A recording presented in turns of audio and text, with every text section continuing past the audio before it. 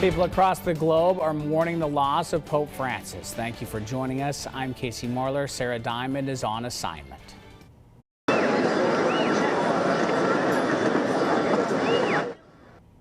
The Vatican announced early this morning that Pope Francis died at the age of 88.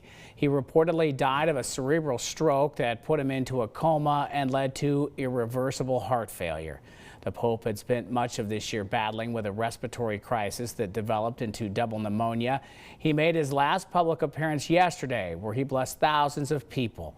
Francis became the 226th Pope on March 13, 2013. This is a live view from the Vatican, where right now it is about 11 p.m. People still gathering to mourn the loss of Pope Francis. News Channel 11's Belle Johnson explains how local Catholic leaders are reflecting on the life and papacy of Pope Francis. Belle? That's right, Casey. Over a decade in the position, Pope Francis died early this morning due to health issues. I spoke to a local reverend to see how local Catholic churches are responding. Local Catholic churches are reacting to the death of Pope Francis. The 266th Pope died today from a cerebral stroke. In February, Francis was hospitalized for 38 days with double pneumonia.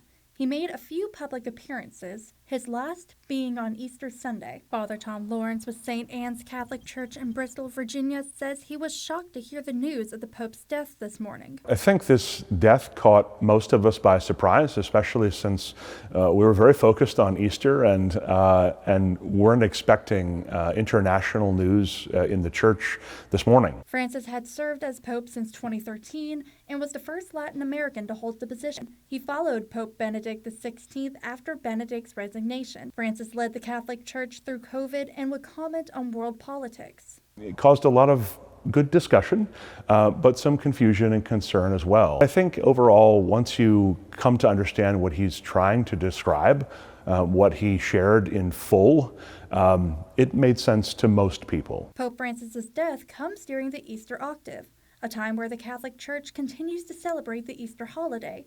Lawrence says they are waiting to hear how to proceed with the mourning time for the Pope.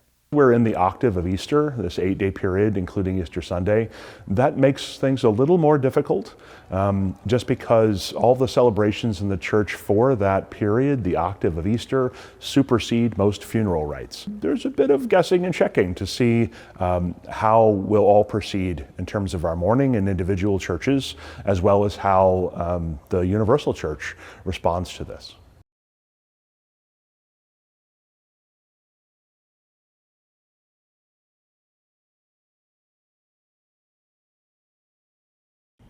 And Lawrence told me once the period for mourning ends, church leaders in the Vatican meet to decide who the new pope will be.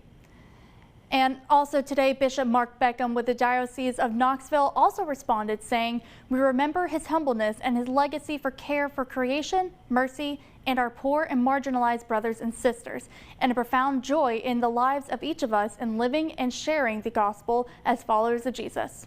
Casey? Thank you, Belle. Federal lawmakers representing our region have shared messages after the passing of Pope Francis. In a statement on X, Representative Diana Harshbarger from Northeast Tennessee said in part, quote, "His faith in God and lifelong service to the church touched countless lives," end quote. Congressman Morgan Griffith from Southwest Virginia said in part, quote, "I join the millions of Christians in the United States and around the world in the mourning the passing of Pope Francis," end quote.